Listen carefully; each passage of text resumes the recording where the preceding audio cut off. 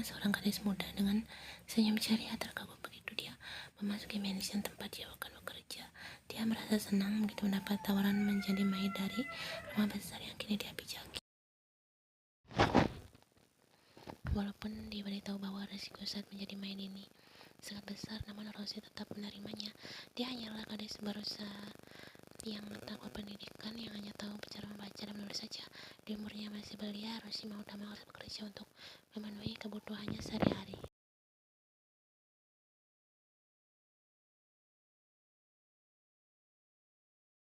"Kau maid baru di sini?" tanya sang kepala maid pada Rosie yang terlihat celengak-celenguk di luar pintu. Rosie tersenyum dan membungkuk dengan derajat untuk memberi sapan. "Ya, aku maid baru yang direkomendasikan oleh..." "Oke, aku ayo masuk." Kepala maid itu menuntun Rosie untuk menelusuri isi mansion, menyuruh Rosie untuk mencatat semua detail yang dia katakan berupa larangan atau tugas gadis itu. "Tolong jangan lakukan kesalahan sekecil apapun di depan Mr. Kim jika kau masih sayang nyawa," utar kepala maid itu memperingati. Rosie memang tahu jika tuan tempat dia bekerja sekarang adalah seorang mafia.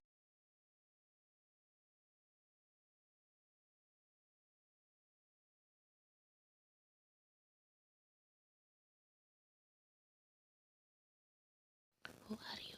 Melihat sosok pria dewasa yang kini berdiri di depannya membuat Rosie sedikit kaget, tapi dia tersenyum dan menjawab, "Rosie Willona." "When were you, sir?" Rosie balik bertanya dengan polosnya, membuat pria dewasa di depannya menganjak heran. Bagaimana bisa ada yang berani secara terang-terangan menanyai siapa dirinya?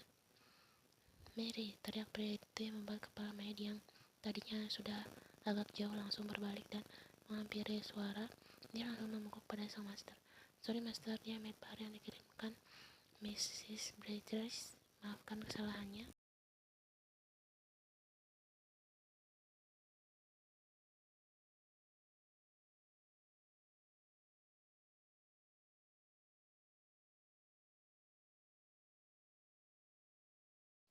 "Berapa umurmu?" tanya Taeyong.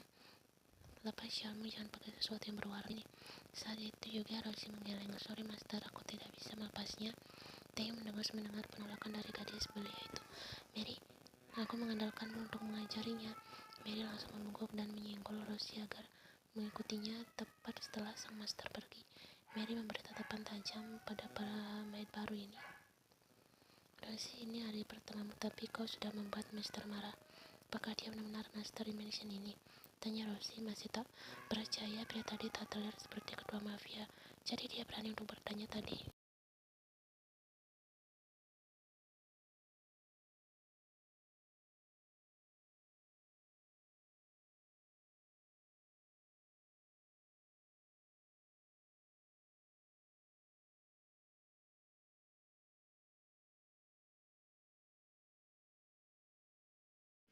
Rosie masih tak mau taat pada peraturan. Gadis itu menggeleng tanpa berbalik. "Sorry master." Dayung frustasi. Rosie adalah maid yang paling muda, tapi dia kayaknya lebih berani dari siapapun. Tanpa bicara apapun lagi, Dayung menarik syal kuning yang selalu Rosie pakai.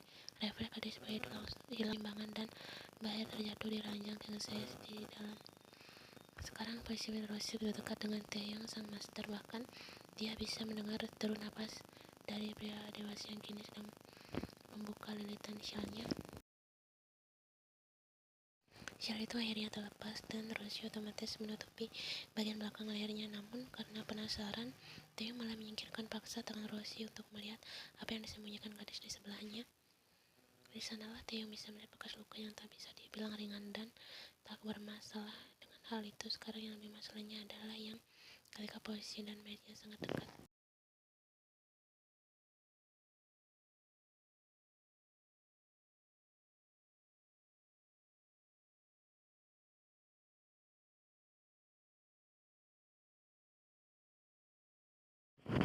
Rosie menangis sejadi-jadinya. "Master, aku sangat membencimu." Tanpa mengambil syalnya lagi, Rosie keluar dari kamar itu. Tak peduli bahwa dia akan dipecat dari sini, gadis belia itu merasa dia takut, gelisah, dan dia ingin pergi. "Hei, kau mau kemana?" tanya Jackson yang memang berjaga di pintu depan.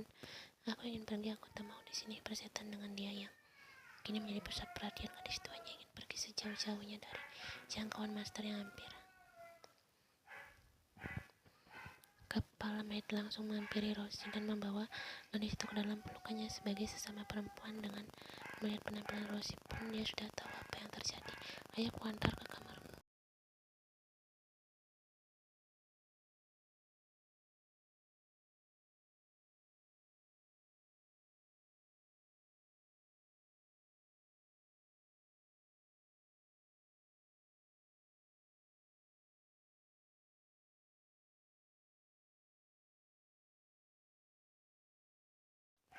Taeyong jatuh sakit dan berbaring di kasur kamarnya. Belakangan ini kegiatannya hanyalah memainkan permainan klasik seperti Rubik dan melempar anak panah.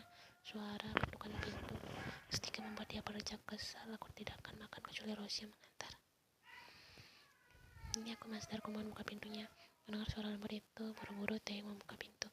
Benar saja, gadis yang sudah 1 bulan menghindarinya itu berdiri membawa nampan makanan. Tolong makanlah, Master, bagaimanapun jika aku mati karena tak makan, tanya Rosie yang entah kenapa terlihat lucu di mata Taeyong.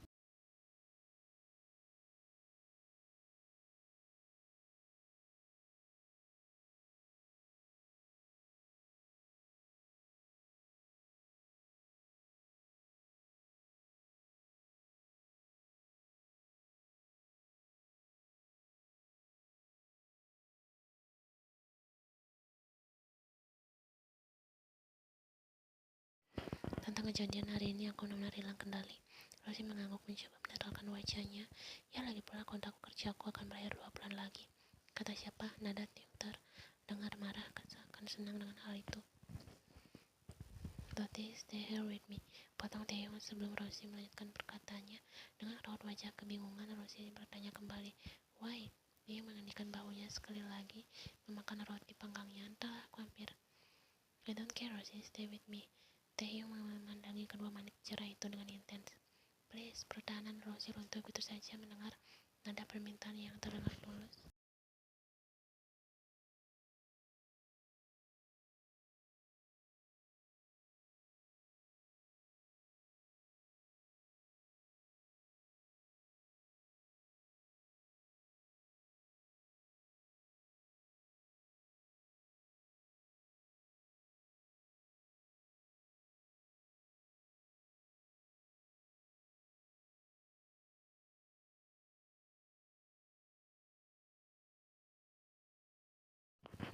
Setelah selesai berlatih, mereka berdua duduk di ayunan sambil berpegangan tangan. Master, aku begitu naif, ujar Rosie tiba-tiba. Melihat Taeyong yang kebingungan, Rosie melanjutkan ucapannya. Menentangmu pada awalnya dan jatuh dalam pesonamu seiring berjalannya waktu.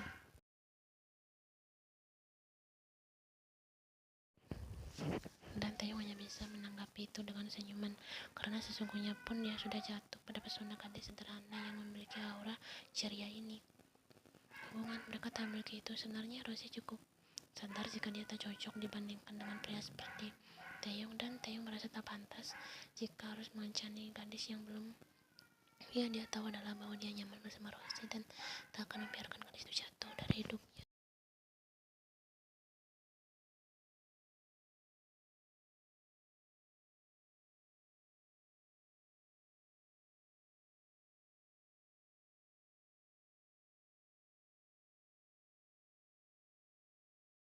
Mungkin dulu Rosie membenci saat Taeyong hampir, tapi sering waktu dia menginginkan yang semakin hari mengisi hatinya.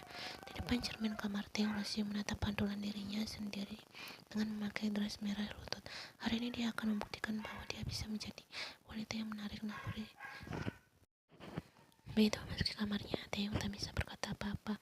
Rosie masang wajah menggoda dan menyambutnya dengan di pipi. Taeyong membuat aku jadi milikmu.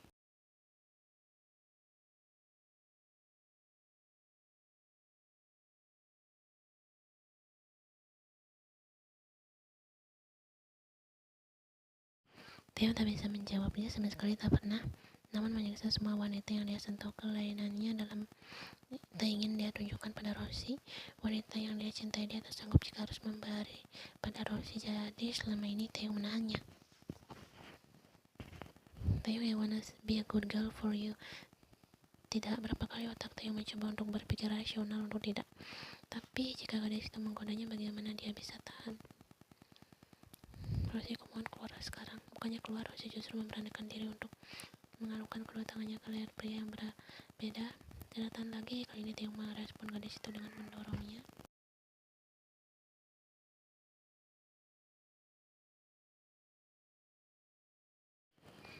Kau yang memang memancingku, Rosie, jangan menyesal dengan keputusan. Setelah malam ini kau akan terikat denganku dan jangan harap kau bisa kabur dariku dan duniaku. Rosie tersenyum di bawah Taeyong.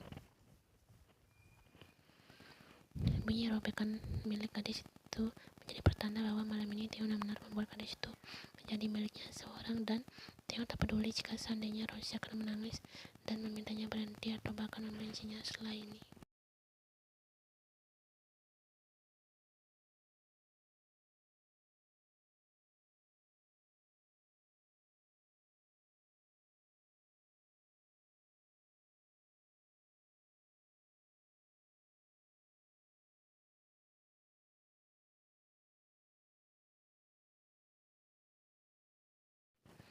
Gadis itu menangis. Dia tak menyangka bahwa kelainan Taeyong dalam bermain membuatnya merasakan rasa sakit yang tak pernah dia rasakan. Taeyong mengecup pipi Rosie dan tersenyum. Aku akan menjadikanmu medem di sini. Persiapkan dirimu karena dalam waktu seminggu aku akan menikahimu.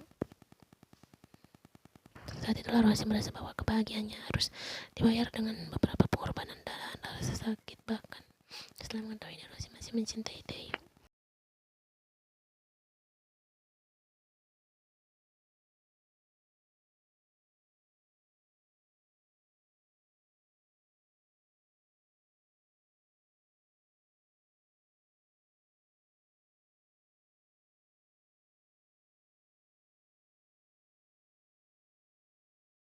Taeyong memang terpaksa meninggalkan mansion tengah malam karena urusan mendadak.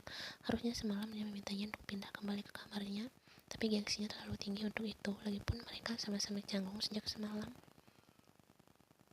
Setelah selesai sarapan pagi pun, Minky malah menghampiri Jackson dan meminta orang yang paling dipercayakan ayahnya itu untuk mengajaknya bermain di taman belakang. Ian menyadari sikap anak yang sudah diasuhnya selama lebih dari 1 bulan ini, tapi dia berusaha menyampingkan naluri untuk menghampiri Minky. 1 malam penuh dia tak tidur dan memikirkan hal yang matang, dan hari ini, Mr. Kim, kurasa ada yang harus kubicarakan denganmu.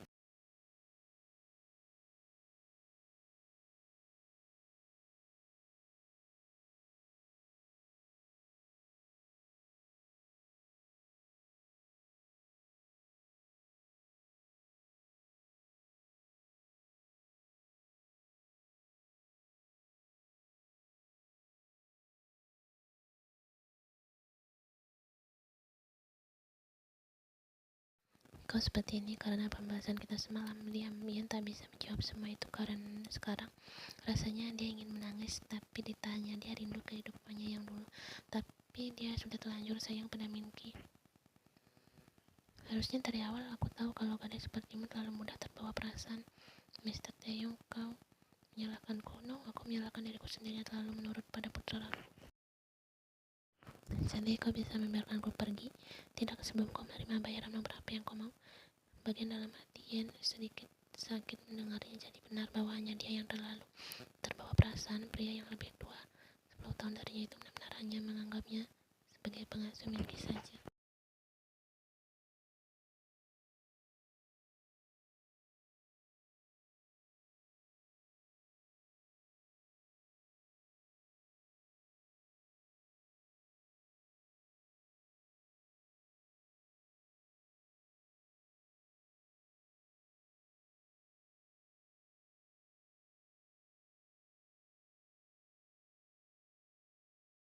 Aku tak butuh uangmu, Mr. Kim. Aku hanya merasa tak pantas tinggal dan mendapat semua fasilitasmu. Aku juga tak mau menjadi lebih terbiasa dengan gaya hidupmu, sedangkan kau hanya menganggapku sebagai pengasuhnya Minky.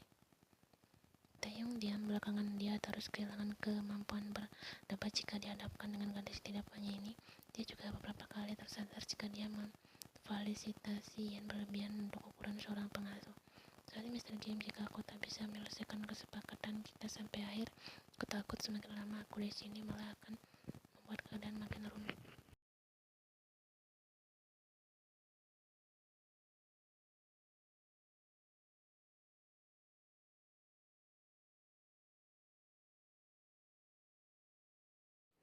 ambil dan pergilah. Aku lelah mendapatkan gadis keras kepala sepertimu. Lalu bicara apapun lagi yang mengambil cat itu dan bergegas keluar dari dapur untuk